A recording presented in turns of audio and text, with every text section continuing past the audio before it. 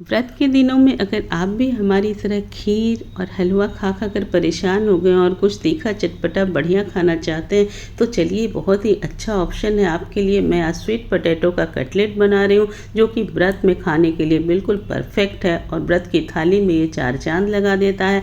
तो चलिए सबसे पहले हमने स्वीट पोटैटो लिया है, तो नंबर में ये 3 स्वीट पोटैटो मैंने लिया है बड़े साइज का, और 3 आलू भी लिया है बड़े साइज का। इन दोनों चीज़ों को अच्छी तरह से वॉश करके ना हम इसे उबाल लेंगे। उबालने के बाद इसे निकालेंगे और इसे गर्मा गर्म ही छील लेंगे। इस बात का ध्यान आप रखिएगा कि स्वीट पोटैटो को ऑलवेज गर्म में ही छील लेना चाहिए, वरना जैसे ही ये ठंडी होती है ना तो थोड़ी हार्ड हो जाती है, तो बाद में इसे छीलना और इसे मैश करना मुश्किल हो जाता है। तो आप लोग ध्यान रखिएगा।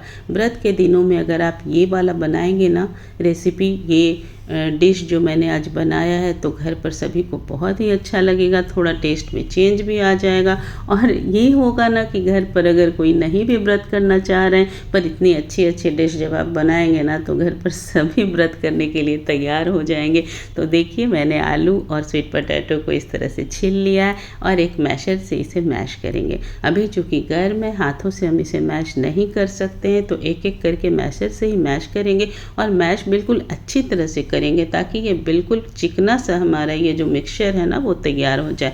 और मैशर से जो थोड़े थोड़े टुकड़े अगर बच गए हैं तो उसे भी हाथों से अच्छी तरह से मसल करके ना बिल्कुल चिकना कर लेंगे। और अब इसमें थोड़े मसाले डालेंगे। तो मैंने ब्लैक पेपर का पाउडर, सेंधा नमक, ढेर सारा हरा धनिया कटा हुआ, हरी मिर्च कटी हुई और भुना हुआ पीनट जिसे मैंने क्रश कर लिया था, इसे डाल दिया और अच्छी तरह से इसे मिक्स करेंगे।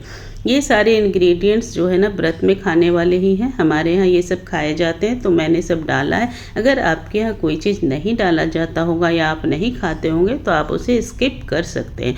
और उसके बाद हाथों से खूब अच्छी तरह से इसे मिक्स करेंगे। और अब इसमें एक इंग्रेडिएंट्स डालेंगे जो ये है हमारा कुट्टू का आटा।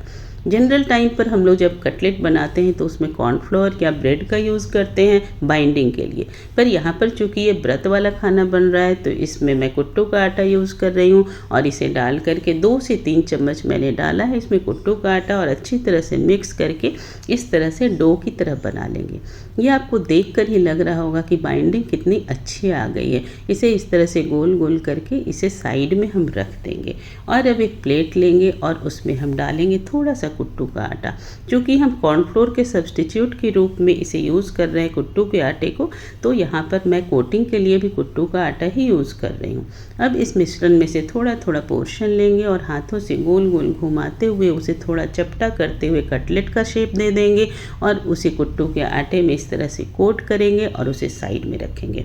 इसी तरह से एक एक करके जितना भी बन सकता है ना इस डो में से सारे कटलेट को हम शेप दे देंगे।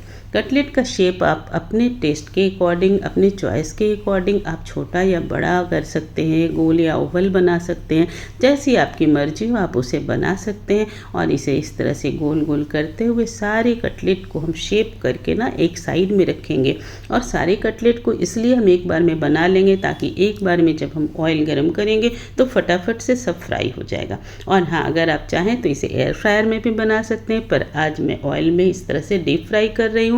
ऑयल पूरा अच्छी तरह से गर्म हो गया है, उसमें एक एक करके हम कटलेट को डालेंगे और उलटते पलटते हुए इसे गोल्डन गोल्डन करके निकाल लेंगे। और लीजिए हमारी व्रत की थाली तैयार है। स्वीट पोटैटो का कटलेट है, इसमें 2 in 1 वाली खीर है जिसकी रेसिपी मैंने एक दिन पहले डाली है, ये पीनट है रोस्ट किया हुआ, और ये मखाना है इसे भी मैंने भून लिया है, और कुट्टू के आटे का पूड़ी है। ये कंप्लीट व्रत की थाली है जिसे खा करके आप पूरे दिन आप बिल्कुल फुल फील करेंगे, बहुत अच्छा लगेगा। और घर पर भी सभी लोग ना, बच्चे बड़े सभी व्रत करने के लिए तैयार हो जाएंगे। जब इतनी अच्छी थाली आप बना रहे हैं तो क्यों ना कोई करे व्रत।